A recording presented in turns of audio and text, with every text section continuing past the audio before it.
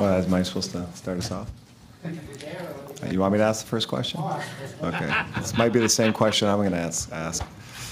How much does the experience that you guys have been through 15 and 16 help in these games where it's not a must-win, right? But it's a big must-win? Actually, it's funny you bring that up because what was talked about a lot was 2016. Very similar situation. We won the first round in 5 games, came in and just got licked by the Islanders in game 1. And, the Islanders had fought through a big series, I think it was against Florida, and then came in right in and played us and beat us. And so to draw off a few things, that was one of them. It's not the first time we've won a playoff series and lost game 1.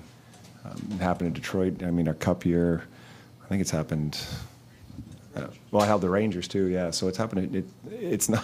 Trust me, it's not ideal. You're not hoping for that to happen, but we've been through that before, and so when you've gone through those situations, you probably got a little confidence that okay, once that game's over and we lost, we know it's a must-win, but we've been through this before. John, how much consideration between games did you give to maybe switching points line off of the Bergeron? 0. I honestly didn't. And I've been asked that question quite a bit in the last 3 days. But I said it before. Like Pointer's line, Pointer's line was a -5. He wasn't. If you really dissect what happened, he was.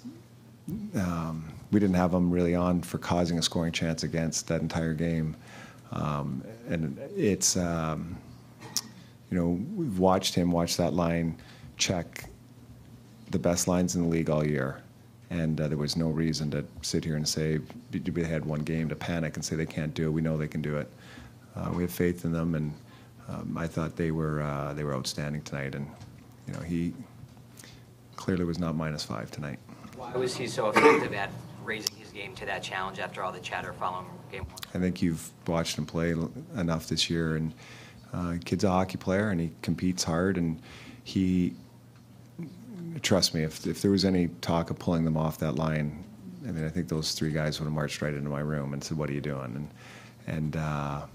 But it's a challenge because the line they're playing against is a really good line, and it's been a war between those two for 2 games, and they got the better of them in game 1, and our guys got the better of them in game 2. So it was that's what happens when you got a bunch of good hockey players going against each other.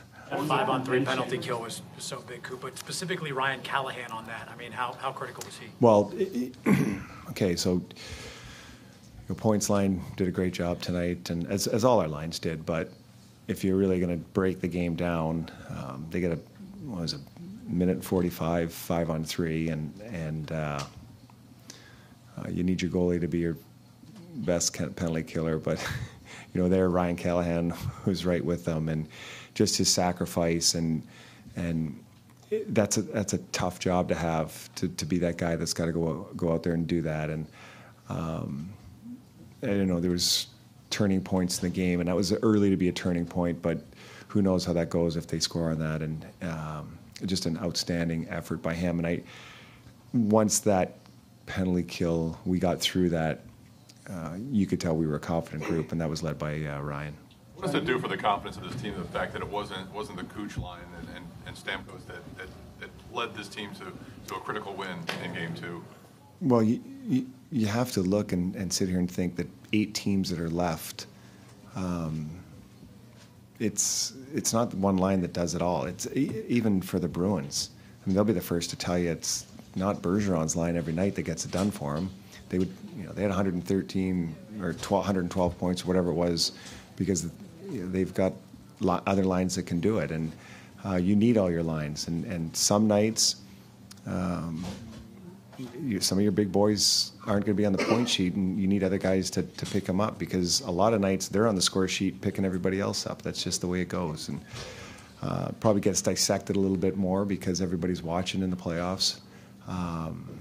But those guys have lifted us so many times. Other guys came through tonight.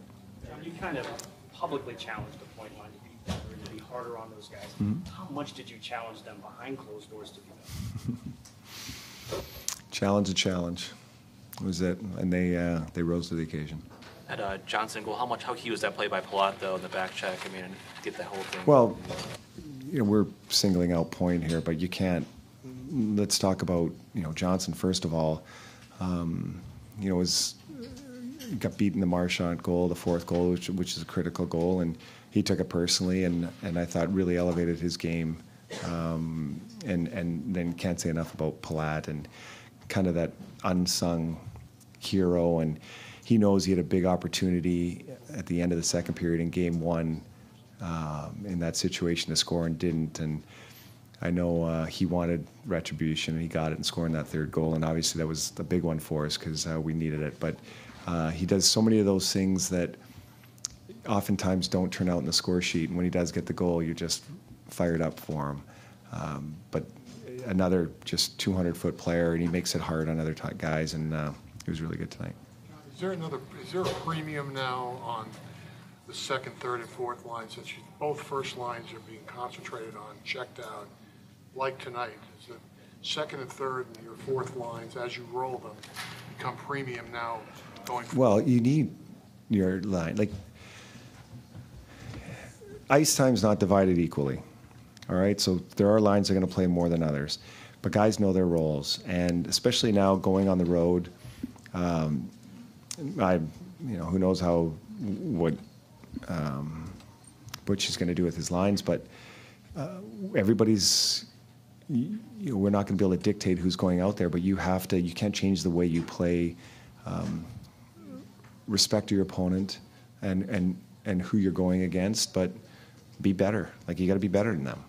And I thought tonight we gave everybody a lot of ice time. Nobody really sat on the bench. Everybody was engaged, and that's going to happen when we get to Game 3.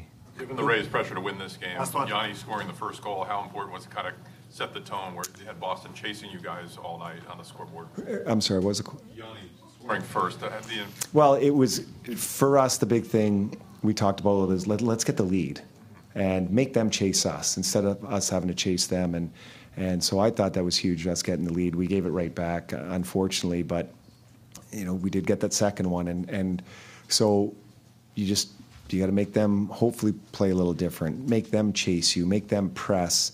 And, they had to. And I thought it gave us, we had some great looks. We had some unreal opportunities, and either they were blocking shots or their goalie was making the saves. But it's much better playing with the lead than without. Good.